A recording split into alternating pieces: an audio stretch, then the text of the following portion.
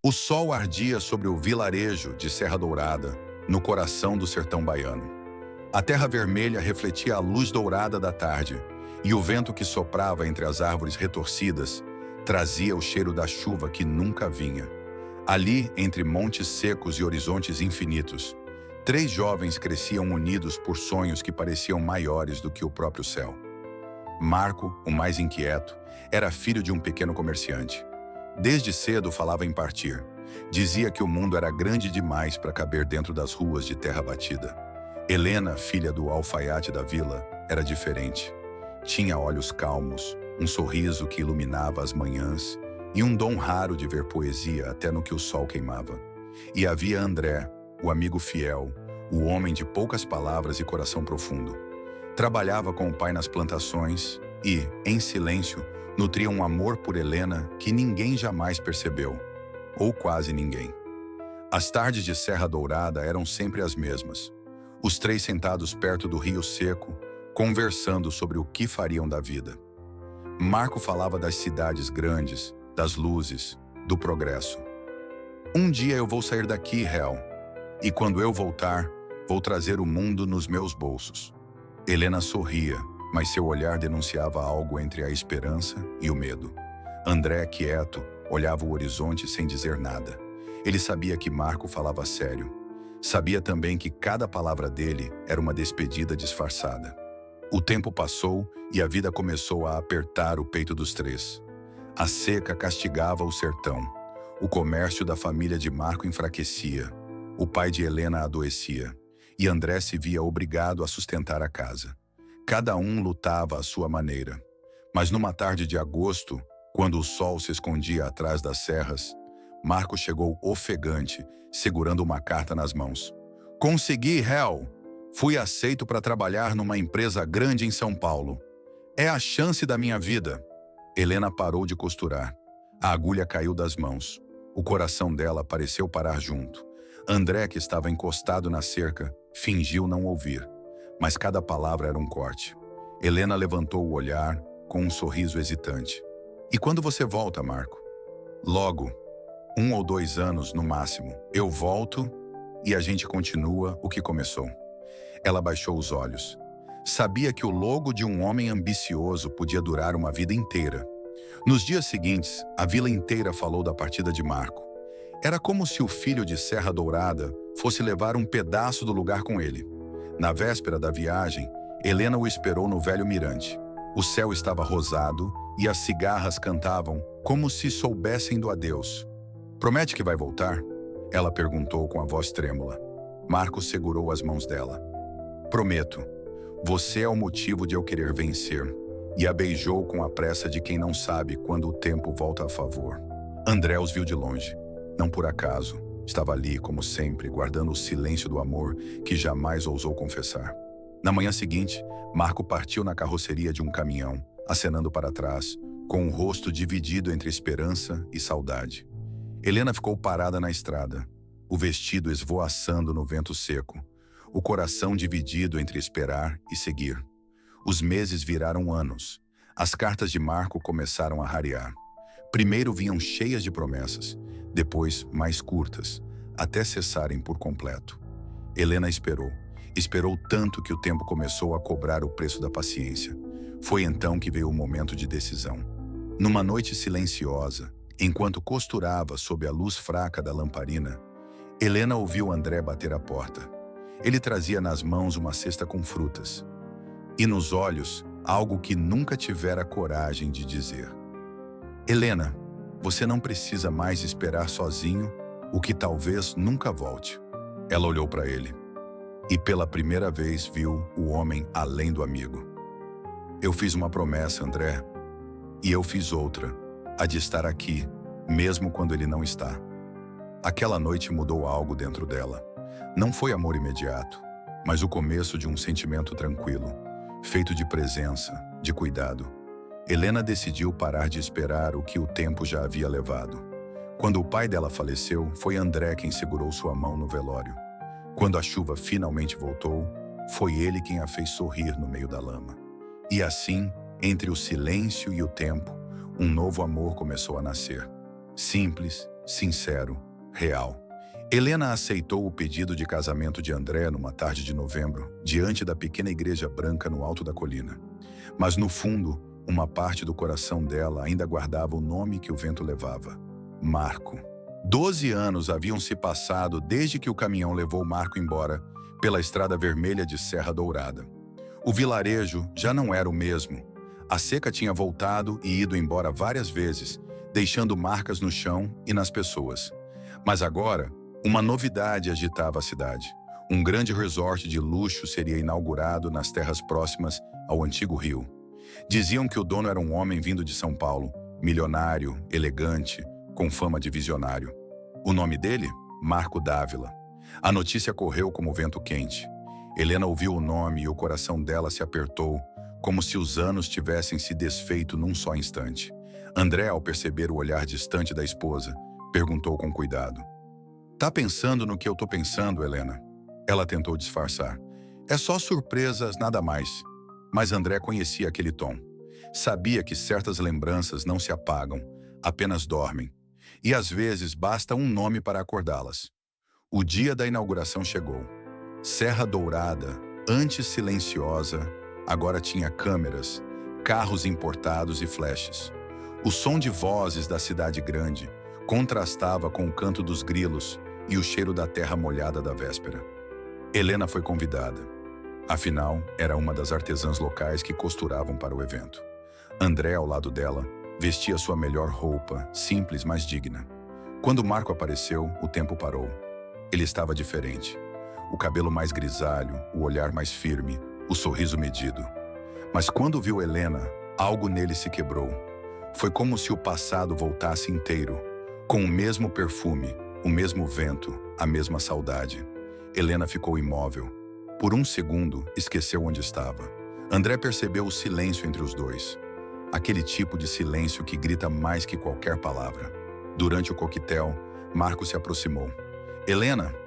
A voz dele saiu baixa, como se temesse o próprio eco. Sou eu", respondeu ela, tentando esconder a emoção. Ele olhou para André, estendeu a mão. "André, meu velho amigo." Quanto tempo André apertou a mão dele com firmeza, mas sem sorriso. Tempo demais. A conversa foi breve, educada, mas cheia de ruídos que só o coração entende. Marco tentou disfarçar, mas seus olhos buscavam Helena o tempo todo.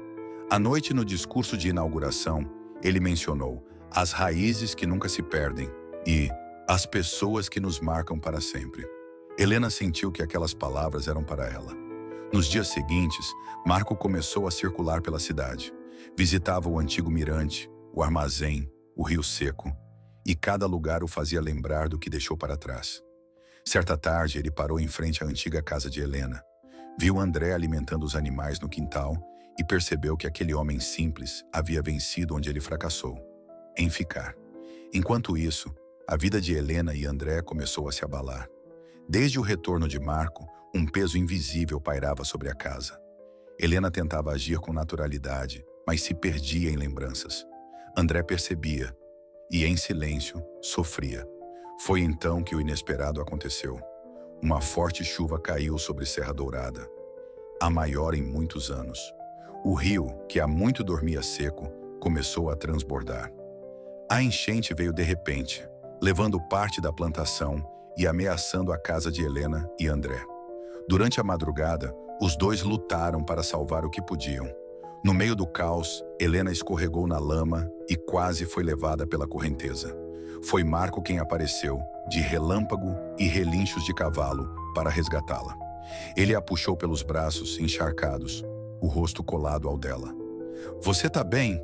perguntou ofegante. Helena olhou para ele, assustada e confusa. "Por que você voltou, Marco?" "Por que agora?" "Porque eu nunca devia ter ido." André chegou logo depois, exausto, coberto de barro, vendo a cena. Os dois abraçados sob a chuva. Não disse nada. Apenas ajudou a levá-la de volta para casa. Nos dias seguintes, o silêncio reinou entre o casal. Helena grata a Marco, mas perturbada pela lembrança. André ferido, mas contido. Uma noite, ao som distante do trovão, ela tentou explicar. "Ele me salvou, André, mas eu não pedi para ele voltar." André respondeu, firme, mas com dor. Eu sei, mas o que o coração sente às vezes não precisa de convite. Foi ali que Helena percebeu o quanto André sofria calado e o quanto ela mesma ainda não havia fechado a porta do passado. No dia seguinte, Marco foi até a casa dos dois pedindo desculpas pelo mal-entendido. Mas no olhar entre os três, não havia apenas passado. Havia tudo o que não foi dito, tudo o que o tempo deixou incompleto.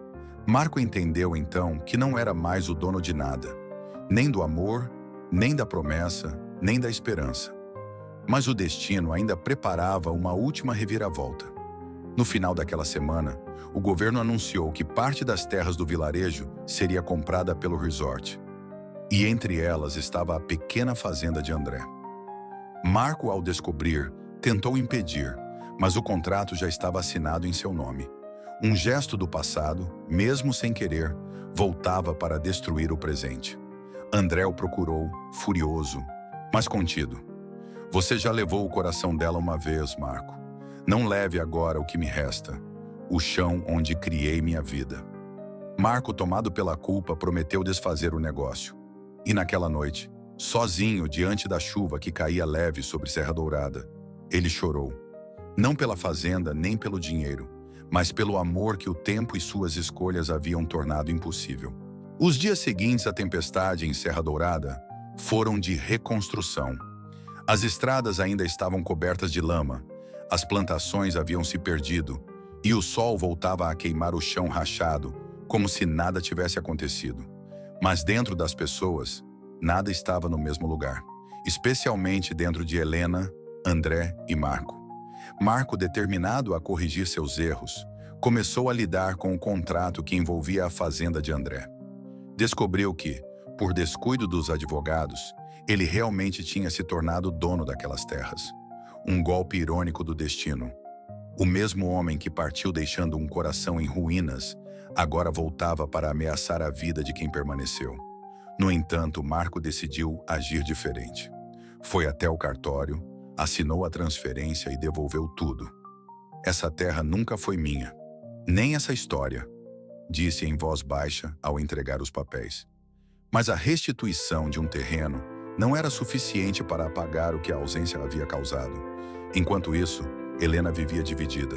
À noite, ficava acordada, ouvindo o vento bater nas janelas e lembrando dos olhos de Marco sob a chuva. Mas também lembrava de André, que nunca a deixou sozinha, nem quando ela quis. O amor que sentia por um era fogo antigo, o que tinha pelo outro era raiz profunda. E às vezes o que arde mais forte não é o que dura, mas o que fica. Certa tarde, Marco a procurou na beira do rio, agora calmo e renascido. O céu de Serra Dourada refletia no espelho d'água, e o som distante das cigarras parecia marcar o tempo. Helena, ele começou hesitante. Eu voltei achando que podia consertar o que deixei para trás, mas descobri que o tempo não espera, e talvez eu tenha chegado tarde demais. Helena olhou para ele com um misto de ternura e dor. Não é o tempo que cura, Marco. São as escolhas, e nós escolhemos caminhos diferentes. Por um instante, o silêncio entre os dois foi pesado. Ela quis dizer mais, quis gritar o que sentia, mas o som das lembranças era mais alto. Marco se aproximou, quase tocando sua mão, mas ela deu um passo atrás. Eu não te esqueci, ele murmurou. Helena respondeu com a voz embargada. Mas eu aprendi a viver sem você. Ele a olhou por longos segundos. Havia ali amor, arrependimento e um adeus que nenhum dos dois queria pronunciar. E então, Marco apenas sorriu. Aquele sorriso de quem entende que perdeu algo que jamais se recupera. Naquela mesma noite, André encontrou a carta que Marco deixara na varanda. Um envelope simples, com uma única frase escrita à mão. Cuidem um do outro. Eu já fui parte disso. Agora é de vocês. Na manhã seguinte, Marco havia partido. Ninguém soube dizer para onde. Alguns diziam que o viram pegando essa estrada de barro, sozinho, com o sol nas costas e o olhar perdido no horizonte. Outros juravam que ele doou parte de suas terras para reconstruir as casas destruídas pela enchente. Mas Helena nunca mais o viu. Mesmo assim, às vezes, ao entardecer, Ela ouvia o som de um carro distante e o coração batia mais forte, como se ainda esperasse. André sabia disso, mas nunca comentou. Apenas segurava a mão dela, olhando juntos o pôr do sol, aceitando o que a vida lhes deixara. Amor, perdão e o eco do que poderia ter sido. Um dia, quando o relógio da sala parou, o mesmo que Marco havia dado a ela anos antes, Helena sorriu de leve. Até o tempo tem suas pausas, sussurrou, ajeitando o ponteiro com cuidado. E enquanto o tic-tac voltava a preencher a casa, ela entendeu. Certas histórias não terminam, apenas mudam de ritmo. Lá fora, o vento soprava sobre a terra vermelha de Serra Dourada, carregando consigo lembranças e promessas.